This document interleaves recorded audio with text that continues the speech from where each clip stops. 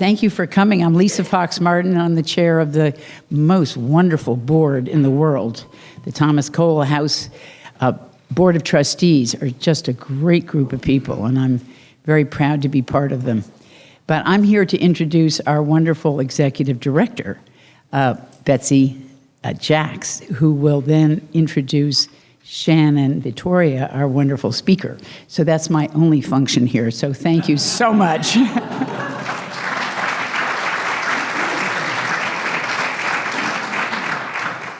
As you all know, Lisa has so many functions that you don't have enough fingers and toes to count them all.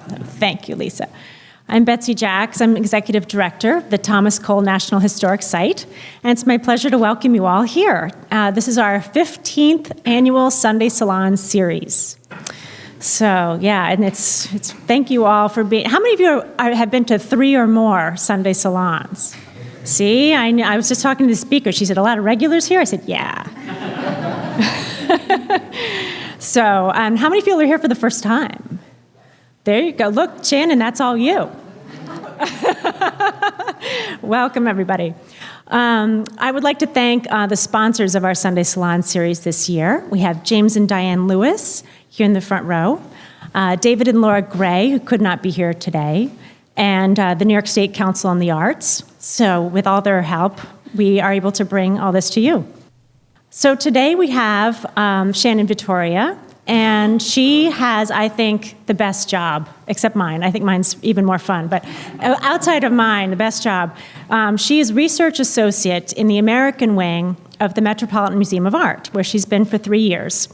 And so she has been the secret of their success, digging up all the great new material on Thomas Cole. And for that, she had the terrible task of having to travel all through northern England, all through Italy.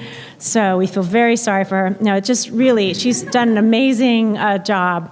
And as a result, if you haven't seen the book that's been produced for the show that just opened at the Met, it is like this thick and this, it's a huge undertaking. It will be the reference for Thomas Cole, I think, forever. You guys have done it. So congratulations.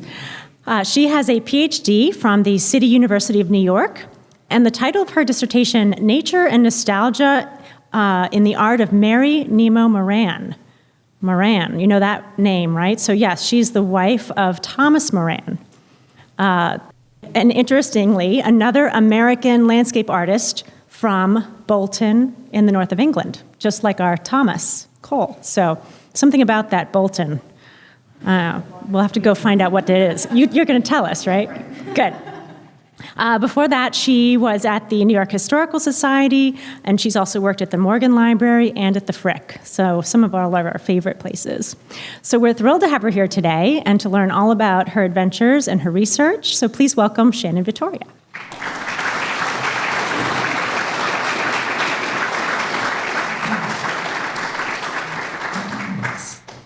Turn this on. Hi, good afternoon. Thank you. Thank you so much, Lisa and Betsy, for hosting me this afternoon. And I knew I was competing with the Super Bowl, but also a snowstorm, so I was expecting crickets, but I'm so thrilled that all of you have made it out here today. Thank you so much. As many of you may know, this past Monday, we opened an exhibition in the American wing at the Metropolitan Museum of Art entitled Thomas Cole's Journey. And I'm going to share with you today a little bit of our adventures and some of the research that we conducted along the way and the ways in which this really impacted the exhibition and our findings. And for those of you who haven't seen it, I hope that you will make the trip down to the city. We're up through May 13th. It's really a once-in-a-lifetime show, and I was honored to be a part of it. So I'm very excited to share with you today. So Thomas Cole's Journey is an exhibition that examines the artist for the very first time in relation to his European roots and travels. And it aims to establish Cole as a major figure in 19th century landscape art within a global context. The show marks the 200th anniversary of Cole's first Atlantic crossing, when he emigrated from England to the United States in 1818. And then it examines in depth Cole's first return journey to England in 1829 to 31, and then his travels throughout Italy from 1831 to 32. At the heart of the show, we re-examine iconic works created by the artist in the years immediately after his return to the United States from roughly 1832 to 1837, most notably the Oxbow, a picture that you see here on the screen, and his Course of Empires series, both of which are presented as the culminating creative responses to Cole's complex experiences of British art and society, as well as Italian history and landscape. Moreover, Cole's abiding passion for the American wilderness resulted in fervent visual warnings to his fellow American citizens of the harsh ecological costs of unchecked development on the land. And we position Cole in this exhibition as a kind of proto-environmentalist, an artist who decried the destruction of nature at the expense of the so-called progress of man. So this exhibition breaks new ground on many levels. Firstly, it brings to prominence the dialogue between American and European artists in the mid-19th century by hanging Cole's works in direct juxtaposition with those works that we know he saw and studied on his European journey, including paintings by J.M.W. Turner and John Constable. And this is really the first time that this has ever been done since 1829, 1830, when Cole exhibited his landscape paintings at the Royal Academy. So it's really groundbreaking in that sense. And then we also really wanted to re-examine Cole's extraordinary legacy, notably in the work of the next generation of American landscape painters, especially those whom he personally mentored, including Asher B. Durand and Frederick Church, who I'll discuss a little bit at the end of my talk today. So about 3 years ago, I joined co-curators Betsy Kornhauser of the Met and Tim Berenger of Yale University, just as they were beginning to research this exhibition. And I had the great pleasure and fortune of collaborating with them on this project. And yet when we began our research, it very early on became clear that the details pertaining to Cole's youth in the north of England, as well as his first return journey to Europe, were essentially scattered throughout the literature on the artist. There was very little information on the 2 years that he spent in England, and then even less information on the time that he had spent in Italy. And so it became a primary objective of our research to piece together, in some instances, we went literally day by day, the details of Thomas Cole's journey. And so we determined exactly who he met, including artists and patrons along the way, the museums and monuments that he visited, and the artworks that he saw and studied. We also worked very hard to identify and locate as many examples as possible of the works that he himself produced while abroad. And in many instances, these works have not been exhibited since Cole's lifetime, and we did a lot of unearthing of objects from private collections. If we had more space, we could have probably doubled the size of the show as it is now at the Metropolitan Museum, but we hope that our research will be a starting point, a jumping off point for the next group of Cole scholars to sort of pick up and take off from there. So by following in Cole's footsteps, we discovered that his journey, his Atlantic crossings, as we call them in the exhibition, were incredibly influential and productive. And it had a lasting impact on his artistic process, his development and thinking as an artist, as well as his artistic legacy. We discovered that there are sketchbooks absolutely filled to the brim with drawings that he executed across Europe, from the Lake District in northern England to the Roman Campagna, as well as numerous oil studies and finished paintings, many of which we've brought together at the Met for the first time. Now, of course, this desire to follow in Thomas Cole's footsteps is not entirely new. For several years now, artists, curators, historians, collectors, art lovers, nature lovers, including I'm sure many of you in this room here today, have been following in Cole's footsteps throughout the Hudson River Valley, searching for the vistas and overlooks and mountains that he memorialized in his paintings nearly 2 centuries ago.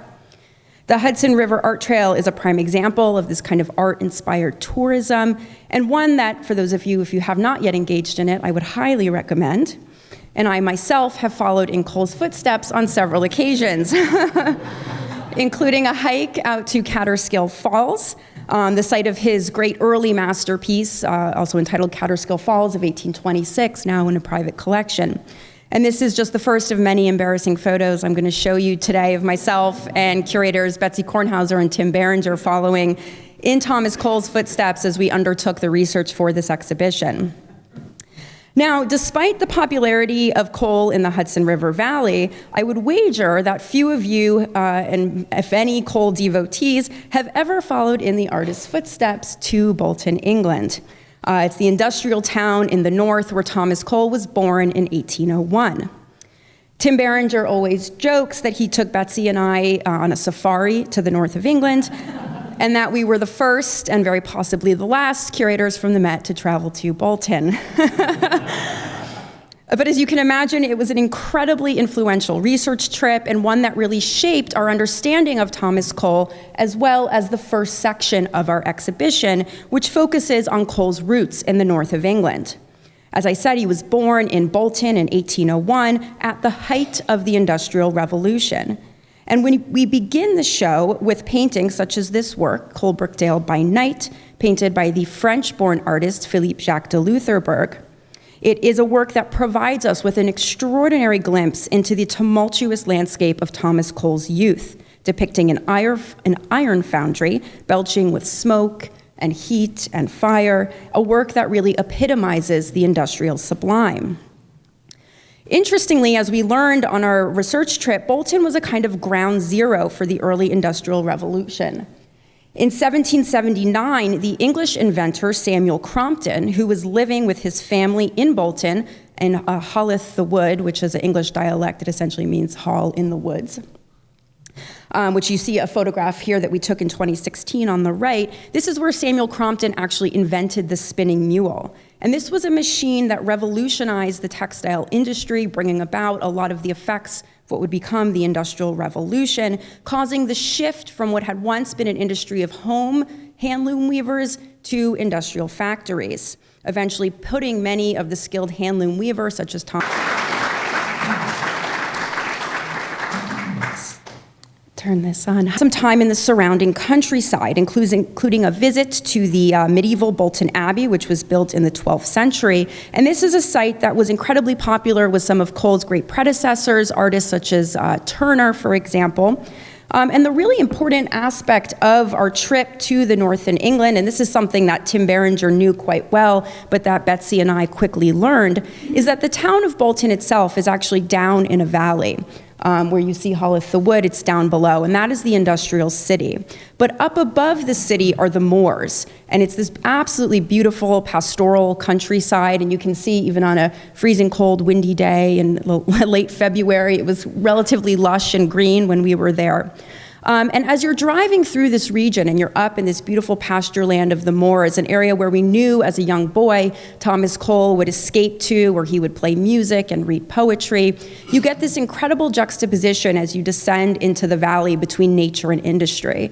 And so the primary argument of this show is that this binary, something that Cole was exposed to very early on in his youth, would subsequently define who he would become as an artist much later on.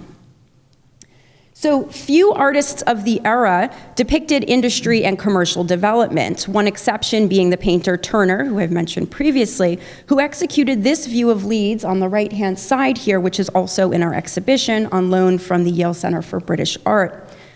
Cole and his family were residing nearby in 1816, so he's still in England during this time period. And this is a really fascinating image for many reasons, but one important point that I'd like to draw your attention to is the way in which Turner really juxtaposes nature with industry here in a way that was quite similar to what Cole would have experienced in Bolton.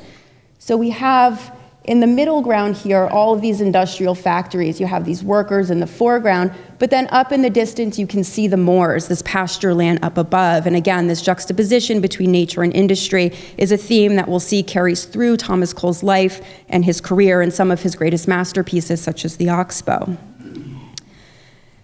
So although Cole had access to nature and to the moors, Bolton, the city itself down in the valley, was actually highly polluted and overcrowded. And he likely witnessed arson attacks on factories by the Luddites.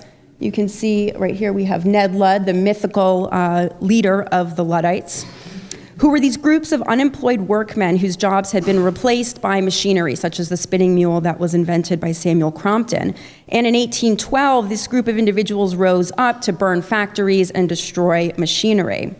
And it was around this time that Thomas Cole was actually forced to take employment in a cotton mill. He worked as an engraver of the blocks from which colorful fabrics known as calicos were printed. And while we were visiting Bolton, which they have a local museum and a library, which also serves as an aquarium as well, we discovered this incredible object here on the right-hand side. This is the Peel Pattern Book. Although we don't know precisely which calico factory Thomas Cole worked in, this was from Bolton, and you can see from the dates, 1807 to 21, it dates from right around the time that Thomas Cole was employed in one of these factories. And so this object reveals the types of colorful patterns that were being produced in these factories during Cole's youth, and provides us with great insight into the types of textiles he may have had a hand in producing. Many of the patterns, as you can see, draw on natural forms for inspiration. There are various flowers and leaves and sometimes abstracted vegetation. And we can see that engraving such patterns would have required skill, and it really provided Cole with some of his earliest artistic training as he strengthened his abilities as a draftsman. Now, in 1817, Cole and his family moved to Liverpool, which was not too far away from Bolton. But unfortunately, even in Liverpool, his father was unable to make a living. And so in 1818, 200 years ago this year, the family sailed from Liverpool to Philadelphia. And this is perhaps the Cole that most of you know and love. His view from the Round Top in the Catskill Mountains, 1827, also on display in our exhibition. So early on, Cole was determined to become a painter. He learned initially from borrowed textbooks, and he took lessons from an itinerant portrait painter. And then in 1825, with great gusto, he finally decides to move to New York City. It's the same summer, 1825, that he takes a steamboat up the Hudson River and made sketches near Catskill, New York. These sketches served as the basis for his earliest depictions of American wilderness, in which he eliminated all signs of tourism and industry in an attempt to convey a vision of the landscape as he imagined it would have appeared to European settlers centuries before. These bold early paintings, such as the one you see here on the left, were an instant success, and Cole very quickly rose to popularity and fame in New York City with some very distinguished patrons, including Robert Gilmore and Daniel Wadsworth, and he really presented a daring new vision for the American wilderness. Now, in addition to scenes of pure wilderness, such as the one you see here, Cole was also interested in mining contemporary literature and the Bible for subjects, and very quickly his ambition grew. He wanted to paint landscapes, as he's called them, of a higher style.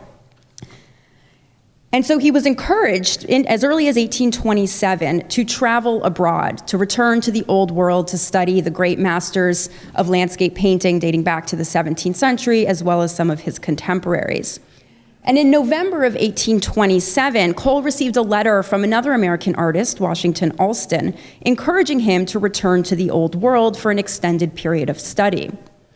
And this is just a quote from the letter Allston wrote to Cole. He says, quote, "Go first to England, where I would remain at least half the time you propose to pass abroad. The present English school comprises a great body of excellent artists. At the head, you will find Turner, who has no superior of any age." After England, Allston advised Cole that a short time may be spent in France, and then the remainder of your time should be spent in Italy. This is essentially the exact itinerary that Cole would later follow. But it took him quite a few years to acquire the funds to travel abroad, and after selling some pictures, he was finally able to pack a trunk full, and this might be an object that's familiar to some of you because it lives here at the Thomas Cole house, but this is the precise trunk that we know he took with him on his European journey in 1829. And he packed it full of sketchbooks and canvases and artist supplies, departing New York City on June 1st, 1829, and then arriving in London, and this always amazes me, 26 days later. And I complain about the overnight flight. So Cole very quickly immersed himself in the London art world, visiting both public and private collections that held riches for the young artist.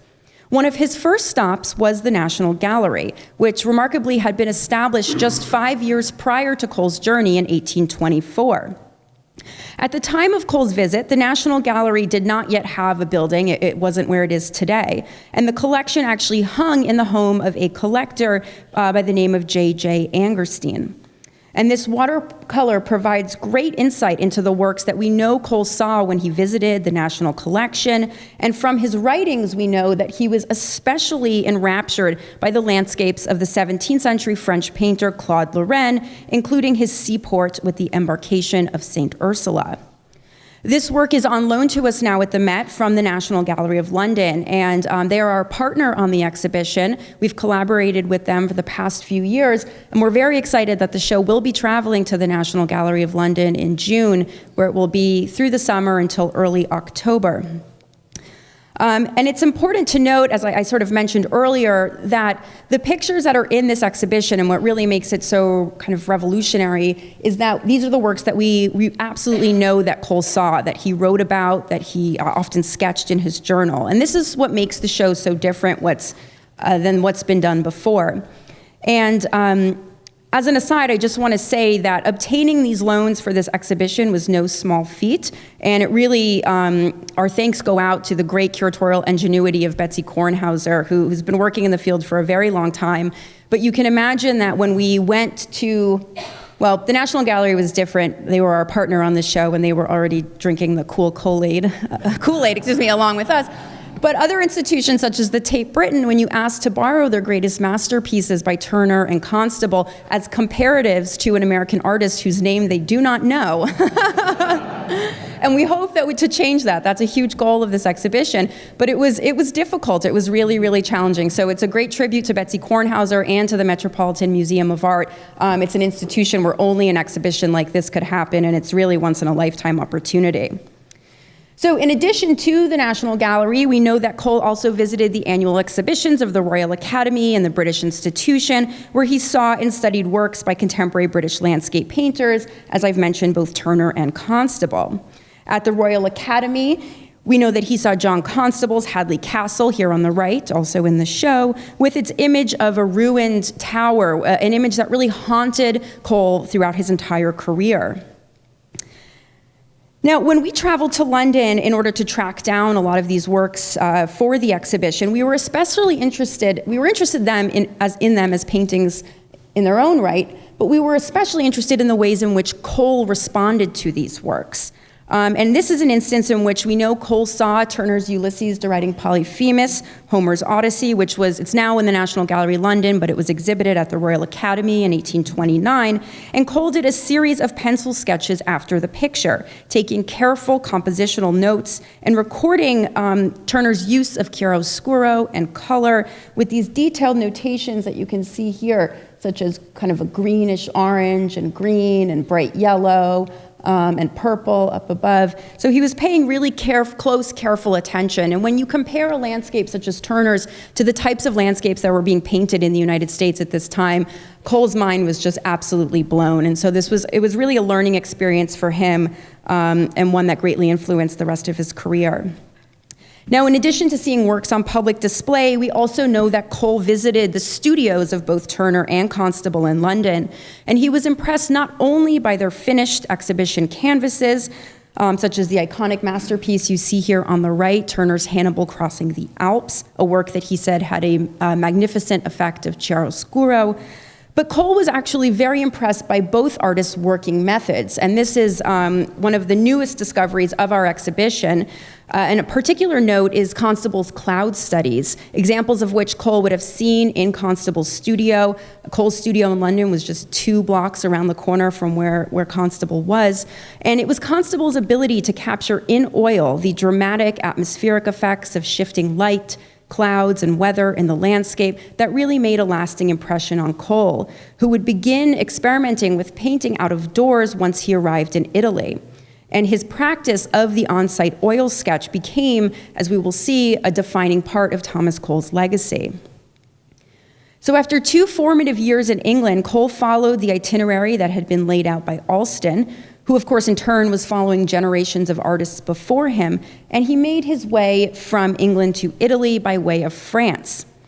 In Paris, he visited the Pantheon, the Luxembourg Palace, and the Louvre, but Cole was greatly disappointed by modern French painting, and after just 9 days, he caught a steamboat from Lyon down the Rhone River to Marseille in the south of France, and this is a little pencil sketch on the left-hand side that he did in Marseille. He then traveled overland through Italy, and by June of 1831 had settled into a room on Florence's Via Valfonda, where he sketched this delicate little vignette drawing seen on the right, inscribed "From my window in Florence." Now, last fall, Betsy and I had the very difficult task of traveling to Italy in the footsteps of Thomas Cole, and we were sponsored by an incredibly generous fellowship from the American Academy in Rome, during which time we conducted extensive research on Thomas Cole's time in the city, walking in his footsteps to identify many of the classical and Renaissance sites that he visited and sketched. And so our journey began on the Via Sistina, which is where Cole rented a studio while he was in Rome. And it wasn't just any studio that he rented, but it was the studio purported to have been occupied by the 17th century French landscape painter Claude Lorraine, an artist whose work he had studied while he was in London. So this neighborhood continues to be today one that's very popular amongst international artists. So Cole would have been living amongst not only the small community of American artists who were in Rome at the time, but also Germans, Danish, British, and most importantly, French. It's located just around the corner from the Villa Medici, which houses the French Academy to this day. And Cole wasted very little time when he arrived in Rome. From his letters and journals, we know that within the first week, he visited the Pantheon, St. Peter's Basilica, and the Vatican, among several other sites. And he was particularly taken by the art collection at the Vatican, which he described, let's see here. I'll use the computer. There we go. Which he described as a painter's paradise, noting that there are, quote, the finest statues of the antique that exist. There are pictures of Raphael and of others whose works are among the highest efforts of human genius.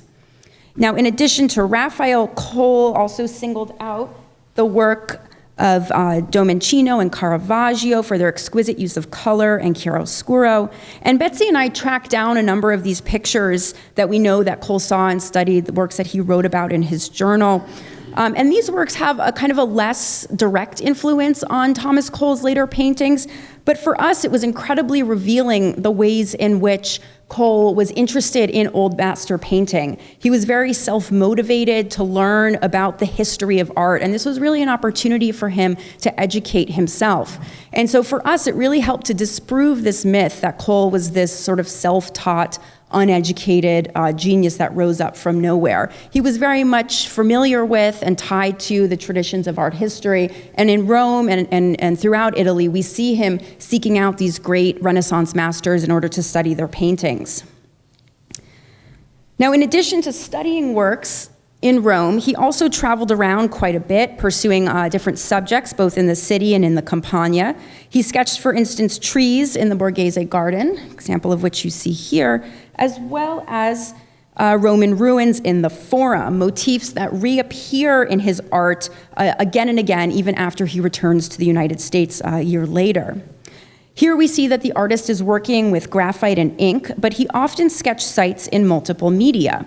For instance, there are at least 2 known views of the Temple of Venus in Roma in the Roman Forum, one that he executed in graphite, the other in oil, and we have the oil picture on the right-hand side, both of which were actually likely done on the spot, in the exhibition. And in the foreground of the oil study, you can see the way in which Cole has scattered these kind of fallen, broken columns, reminiscent of this great empire past, with bits of nature that are beginning to reclaim the ruin. And this theme of nature taking back that which man built would become a really defining theme in Cole's later series, The Course of Empire. Now, when he was in Rome, Cole wrote that it was really the Colosseum that was the object that affected him the most. And he took several sketches of the interior and one oil study of the ruins, all in preparation for the painting you see here on the right. Cole's view shows an enclosed space with plant life emerging along the inner arches and the earthen floor, and I think he gives us a very different view of the Colosseum as it was in the early 19th century than what you see when you travel there today as a tourist. It's a very sterile site, and there is certainly no plant life growing. At the time of Cole's visit, there were some 300 plant species identified in the Colosseum, and he was particularly interested in documenting some of those. He actually collected plant specimens in the Colosseum and pressed, for instance, this acanthus leaf into his journal, which remarkably still survives in the collection of the Detroit Institute of Arts. Cole is also thought to have visually removed this restoration, which was in place in the 1830s. We were able to prove it by looking at contemporary prints. And he removes this restoration in order to give the monument a greater sense of irregularity, and it kind of creates this picturesque melancholy that the ruin evoked for him. Cole's fascination with ruins and nature also brought him out into the Roman Campagna, where he continued to hone and really master the on-site oil study sketch, which he had, of course, learned from Constable. He sketched sections of the Claudian aqueduct at various times of day.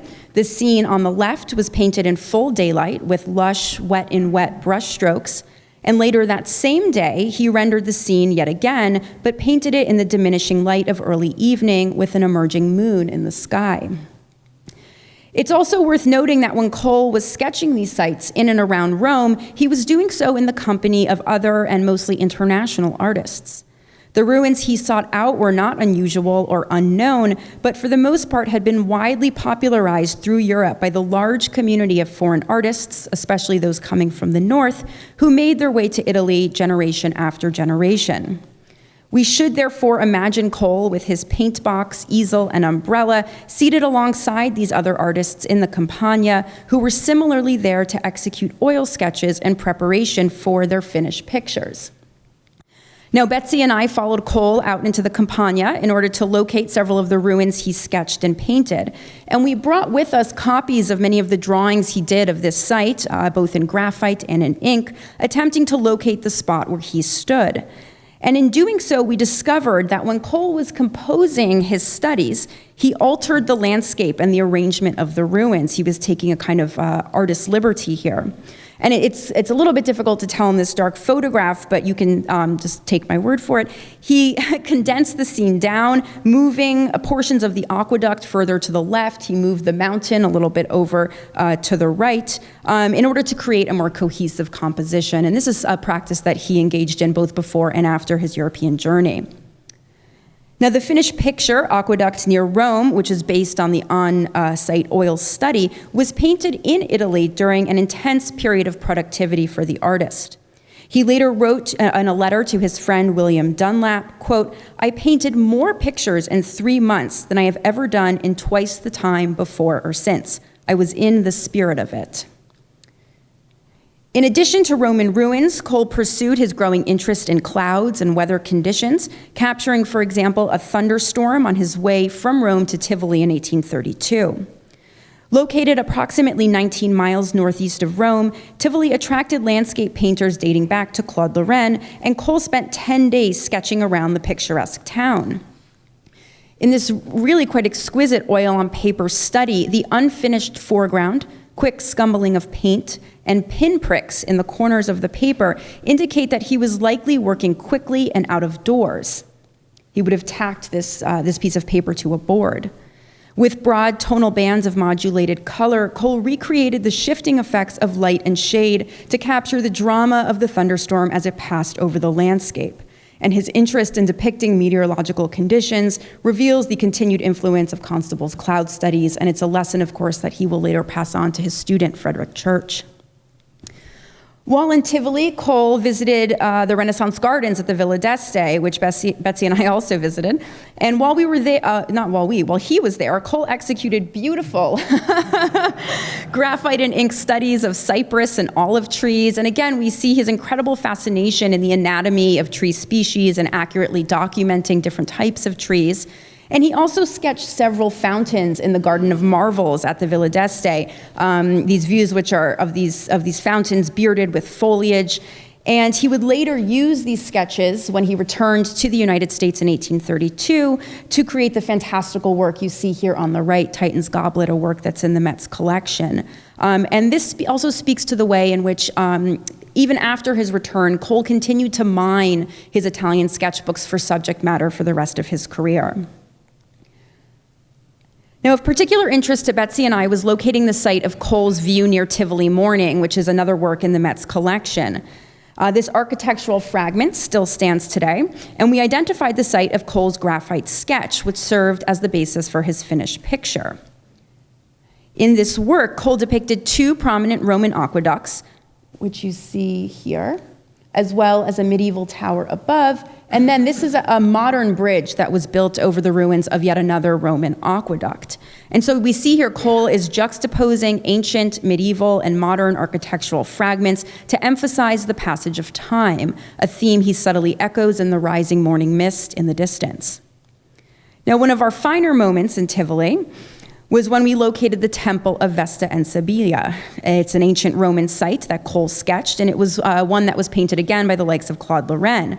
And I kid you not, it is home to a restaurant that is 300 years old. And we found the journal entry from Tivoli where Cole says, "I arrived, and just after my arrival, I went and had lunch at this restaurant." So we had to eat in the footsteps of Thomas Cole as well.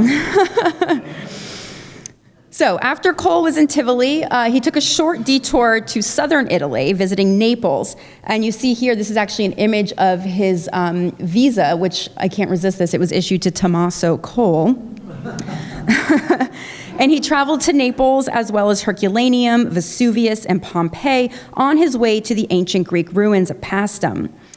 And as had become his practice, he traveled with his portable sketch box. This is an object that might be familiar to many of you as it lives here at the Thomas Cole House. It's now on view very generously in our exhibition. And so Cole, of course, was working out of doors in both oil and graphite, executing preliminary sketches that would serve as the raw materials for the pictures he later completed in the studio. He traveled around the Mediterranean by boat, during which time he sketched the Bay of Naples.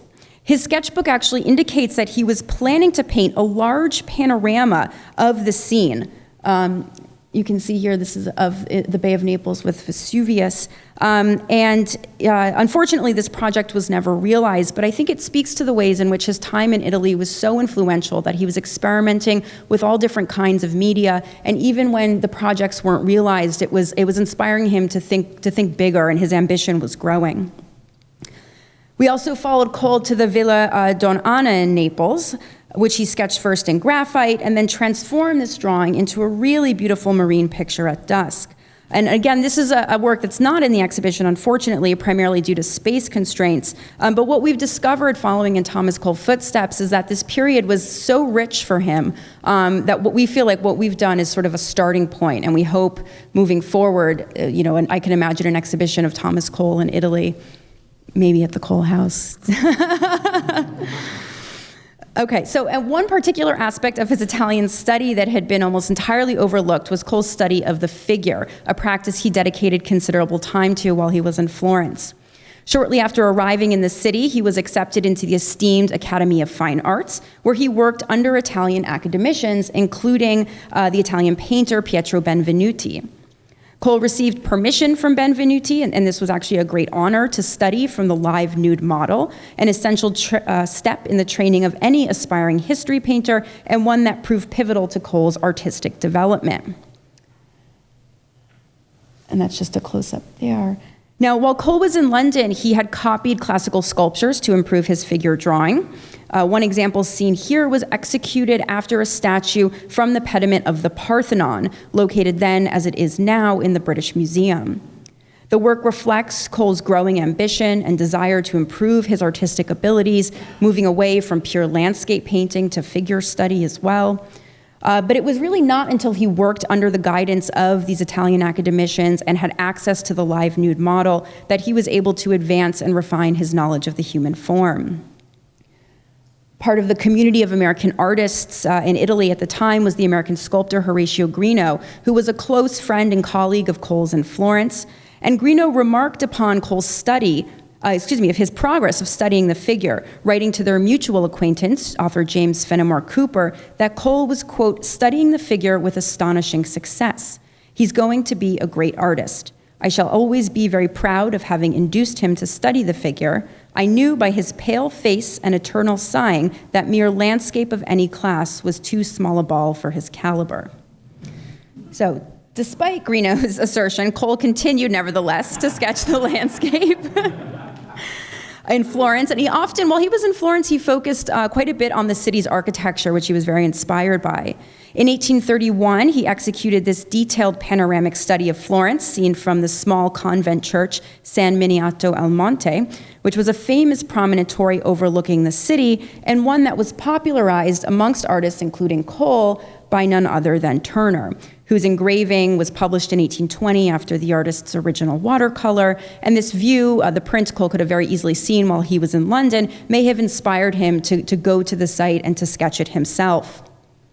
Cole then turned his meticulous graphite rendering, which you see here, it runs across 2 pages of his sketchbook, into his spectacular view of Florence, a grand panoramic painting that is considered to be the earliest view of this particular scene by an American artist.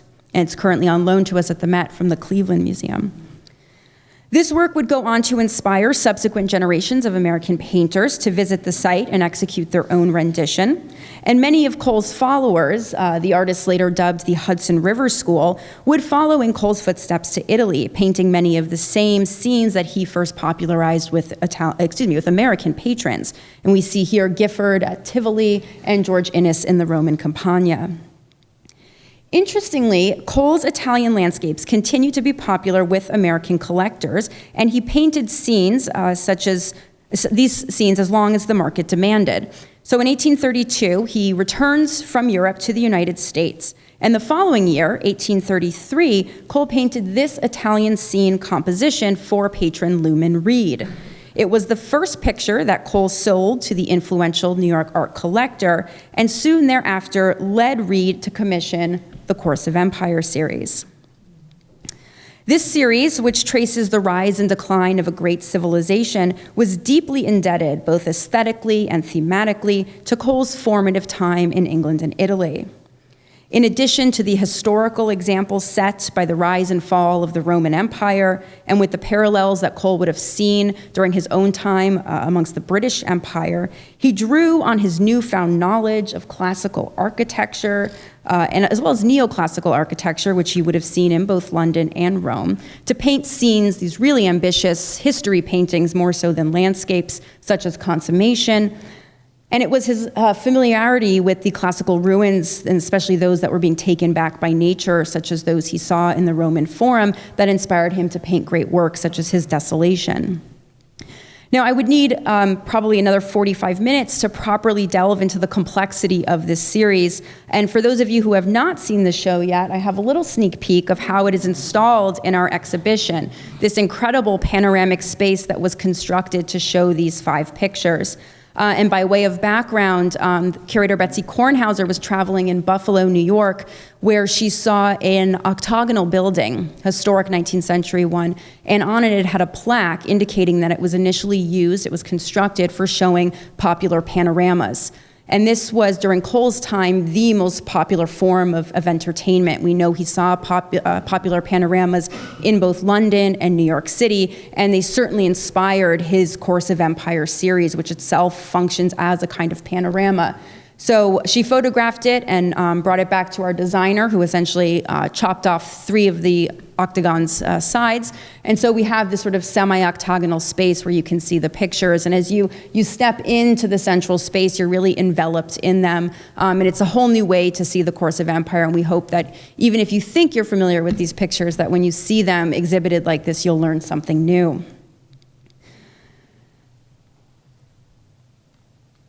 We'll go back to the computer. For now, though, I do want to emphasize, because it's especially important for this site, that Cole was working in his Catskill studio on his iconic Course of Empire and his view from Mount Holyoke, Northampton, Massachusetts, after a thunderstorm, better known to us, of course, as the Oxbow, from his studio here in Catskill, New York. And in these works, he really embraced the panoramic mode, and these pictures engage viewers in a visual story that unfolds.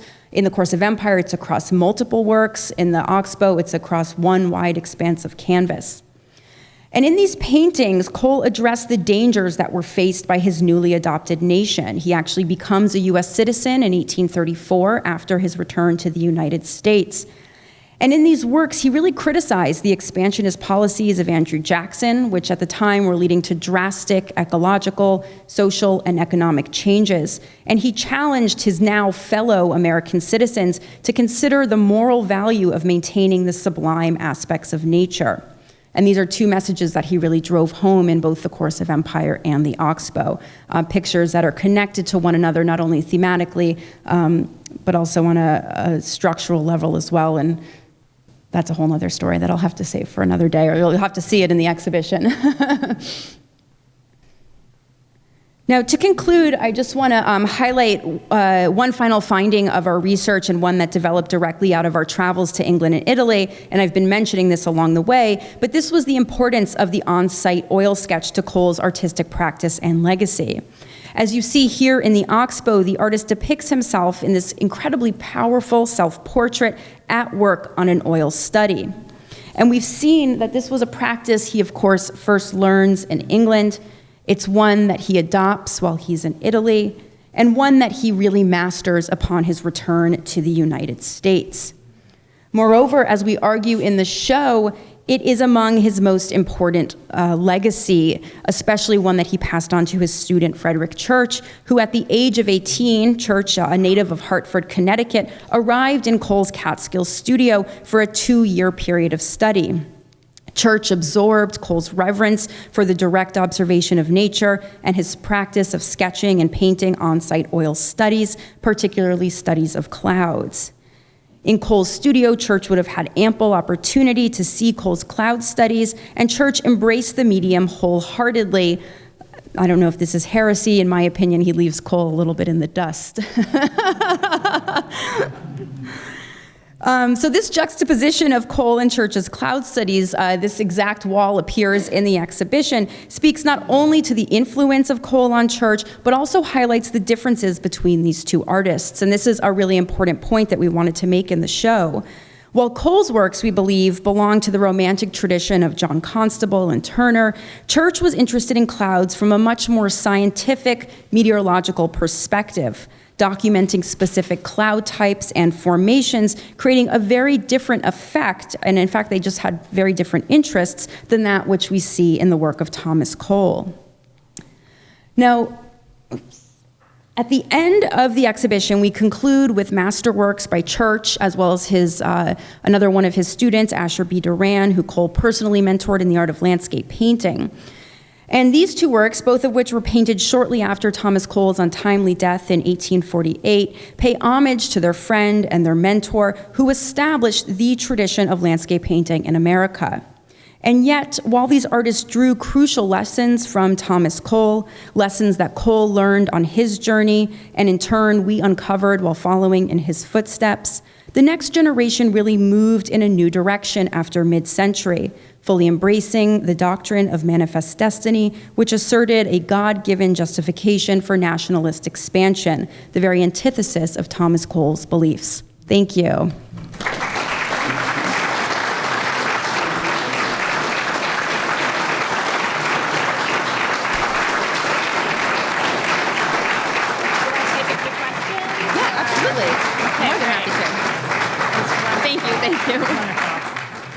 Shannon will take a few questions if you don't want to get in your cars right now and go to that exhibition. I think we'll wait a few. Go ahead. Thank you for a wonderful lecture. I wanted to ask, when you were visiting Bolton, did you find any areas where they actually live, where the family actually lived, in apartments or homes? Well, we went through the archives and we looked at city directories in an attempt to locate some of his possible addresses.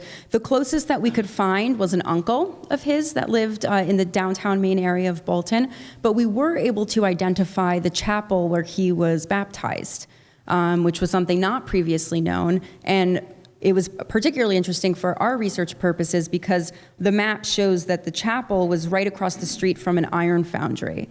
So you can imagine, yet again, this juxtaposition, and that image I showed you of the Duluthberg, that the iron foundry in Colebrookdale, which was nearby, provides a real sense of context for precisely the type of environment that he was brought up in. Yes? When you were doing your research in Bolton, did you find any evidence anywhere about what he might have been exposed to in terms of fine arts, or was any evidence of his own drawing or development himself prior to coming to this? Sure. So it probably was likely that once the family moved to Liverpool and he was working in an engraver shop, that he would have had access to prints after works by contemporary landscape painters such as Turner. In Bolton itself, it's tough to say. It's highly unlikely, and there certainly aren't any works by Thomas Cole that survive in Bolton today. So it's kind of unfortunate. They are very familiar with Thomas Cole, and they know his works, and they're very proud of him. I would say more people know who Thomas Cole is in Bolton than in London. And they're certainly interested in obtaining a work for their collection. I think this show has really brought him to prominence in their minds. Interestingly, as Betsy mentioned when she introduced me, Thomas Moran, another American landscape painter, British-born American landscape painter, was from Bolton. Moran would later return to Bolton once he was a famous established artist, and he had an exhibition of his works there, and several of which were bought up. And so a lot of his work actually still remains in Bolton, but unfortunately for Thomas Cole, that wasn't true. Yeah? When he was named, did he go along the south coast near Hastings or that way? Did he go? No, not to our knowledge. He traveled north in the Midlands quite a bit, but to my knowledge, he never went south. He did come in through Portsmouth, but he took a carriage straight to London, and as far as we can tell from drawings and writings, he never seemed to go back south. What about Lago Nini outside of Rome? Lago Nini? Oh, I don't know. That's a good question. It's not a name that rings a bell to me, but there are literally thousands of drawings, so I wouldn't be surprised if one does exist. Yeah. When you stayed at the American Academy in Rome, Yeah. did you find any material relating to his stay there? No, all of the Thomas Cole archives are actually here in the United States. They're at Detroit, Albany, and the Archives of American Art. So we essentially had to do all of our primary research here first, and then just brought notebooks filled with stuff with us to Rome so that we could follow in his footsteps. The Academy was incredibly helpful at pointing us in the right direction of things, because Cole would sketch a ruin, and in the 1830s it might have been called, Temple of Venus, and it's since then, now it's the Temple of Jupiter, or whatever it might be, and so we couldn't find it, and they would just look at the picture and say, oh, no, of course, that's right on the edge of the Roman Forum, and so then we could find it that way. So they were really helpful with our research, but in terms of material related to Cole in Italy, there's not much to our knowledge. Yeah? Was his death, what can you tell us about it? Is it after a lengthy illness? It wasn't a lengthy illness. He was sick for maybe a few weeks. Betsy might be able to answer this a little bit better than I can. But he was only 47 years old, and it was relatively unexpected. Consumption, maybe? That's what they call it, yeah.